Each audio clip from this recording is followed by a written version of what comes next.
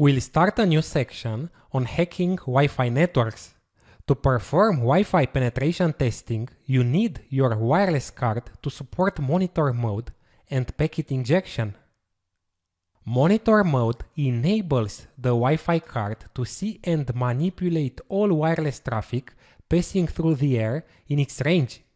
Without this ability, you are limited to use your wireless adapter to only connect to wireless access points that accept and authenticate you. You can sniff only data frames and Wi-Fi traffic destined to your card. You cannot sniff Wi-Fi management or control frames. Packet injection means injecting Wi-Fi packets into a Wi-Fi network without being authenticated to that network. This is essential when launching attacks like the deauthentication attack, or even when capturing the WPA2 four-way handshake that is required to crack the wireless network password. So in order to hack Wi-Fi networks, a hacker needs a Wi-Fi card that supports both monitor mode and packet injection. This is also required to follow the labs in the hacking Wi-Fi section of this course. Maybe you wonder if the internal Wi-Fi card of your laptop is good or not.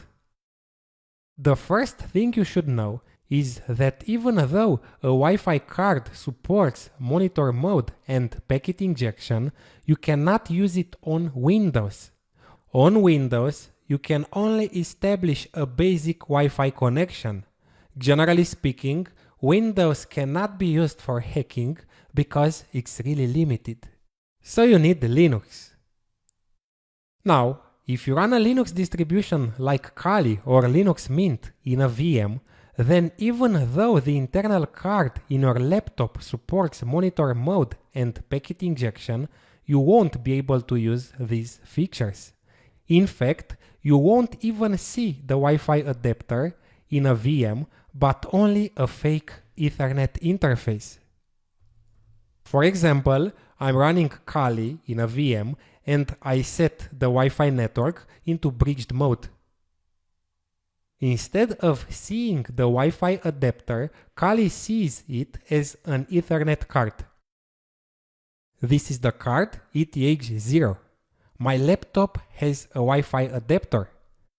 This should be a Wi-Fi card, but it's not. This is related to how VirtualBox and VMware virtualize the physical card to the guest operating system. Maybe it seems like the end of the road.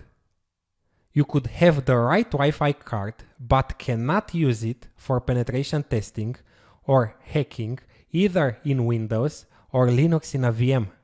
So there are two solutions to solve this problem.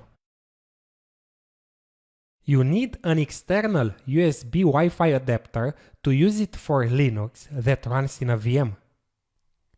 We'll have an entire discussion on how to do it and what cards are good in the next lecture. And the second option is to install Linux directly on your laptop, not in a VM. From my experience, I can confirm that most internal Wi-Fi cards support monitor mode and packet injection only when Linux is the main OS. So if you have Windows on your main machine, a second laptop on which you install Kali Linux could solve the problem. To check if the internal Wi-Fi card in your laptop supports monitor mode and packet injection, you have to check the chipset inside the adapter. The chipset is what controls the behavior of the card, and it's much more important than the adapter manufacturer. For example, TP-Link, D-Link or Linksys are card producers, and Broadband, Realtek or Qualcomm Atheros are examples of chipsets. The brand is not important, but the chipset inside it is. Using SSH, I'm connecting to another Linux machine that runs as the main OS. It's not running in a VM.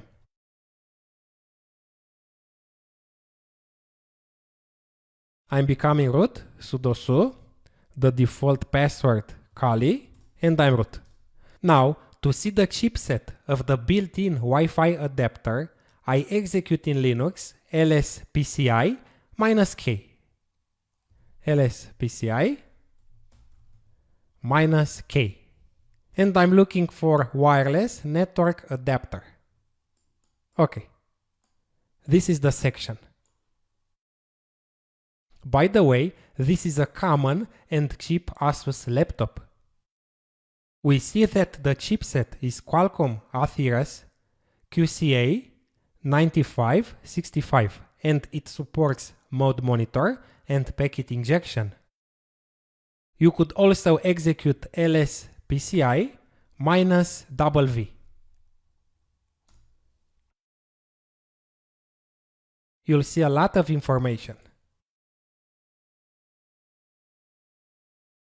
To put the adapter into monitor mode, you execute the following commands.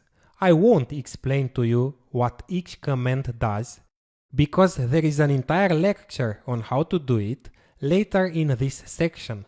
I'm just executing the commands to check if the Wi-Fi built-in card is good or not.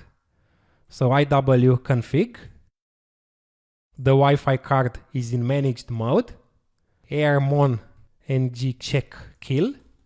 I'm killing all the processes that could interfere.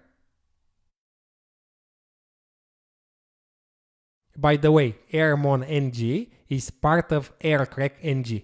So if you don't have airmon ng and you get command not found, you install it by executing apt install aircrack ng. Like this. And I'm putting the interface into monitor mode.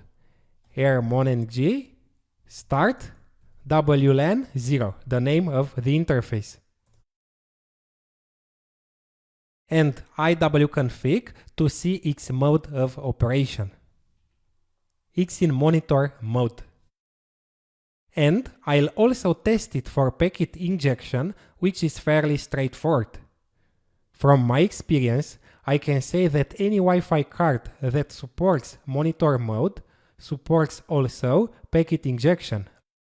After putting the card into monitor mode, we can run a test to see if the wireless network adapter is capable of injecting packets into nearby wireless networks using a tool called AirPlay-ng.